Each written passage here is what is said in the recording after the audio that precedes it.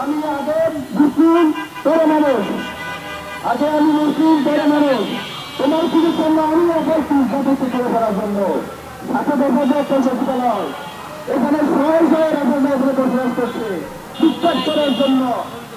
দেখা যায় একাই চাকরি টাকা লুটপাট করেছে, টাকা বেশি কই ভাই, টাকা বেশি কই, টাকা তো ইন্ডিয়ায় চলে গেছে। এসে ধরেন টাকা ফিরিয়ে আনবো রাখাই যাওয়ার মতো এরকম হাজার হাজার টাকার কথা আমাদের সাথে ব্যবস্থা করে। 5ই আগস্টে যে গণিত কথা রয়েছে এখানে কি শুধুমাত্র সামান্য ছিল ভাই? আমরা কি পরীক্ষা, আমরা কি ছিলেন না? এই 5ই আগস্টের যে গণঅভ্যুত্থান, এই গণঅভ্যুত্থান কি শুধু সামান্য একটা রাস্তা ছিল? আমরা কি এই সাধারণ জনতা আন্তর্জাতিক ছিলেন না? আমার প্রশ্ন, তোমরা এই সমন্বয় পরিষদ যেখানে সেখানে মৃত্যু চাঁদাবাজি করতে পারবে না, তোমরা যেখানে সেখানে এই অর্থচালনকারীকে জড়িয়ে থাকতে পারবে না, কারণ এই 5ই আগস্টের সাথে আমাদের অস্তিত্ব জড়িত।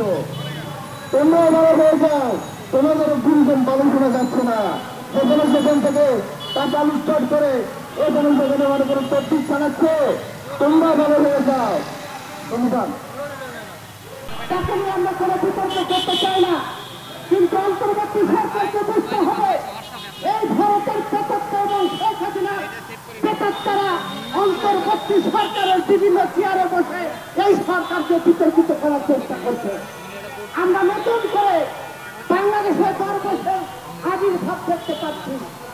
আমরা দেখেছিলাম শেখ হাসিনার আমলে বাংলাদেশ রহমানের দরবেশের গল্প কাহিনী। আমরা নতুন করে এই জাতীয় নাগরিক কমিটিতে ঘাপটি মেরে আছে নতুন দরবেশ। এই দরবেশটা বাংলাদেশের মানুষ, বাংলাদেশের মানচিত্র ওরা কামড়িয়ে কামড়িয়ে খাবে, কারণ ওরা ভোট করতে জানে না, ওরা জনগণের কথা বলতে জানে না, ওরা শুধু ভোট করতে জানে, ত্যাগ করতে জানে, ওরা ভোট করতে এসেছে। এই দরবেশদেরকে চিহ্নিত করে আইনের আওতায় যদি না আনা যায় তাহলে এই বাংলাদেশ নিরাপদ হবে না।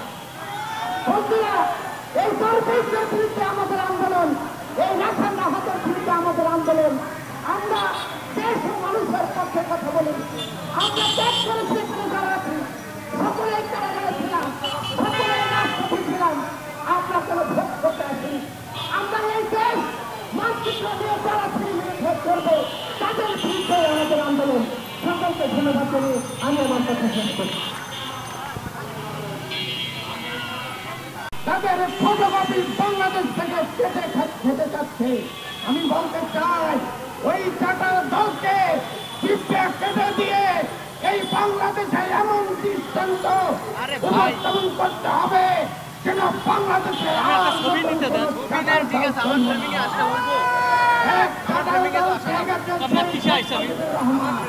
বাংলাদেশকে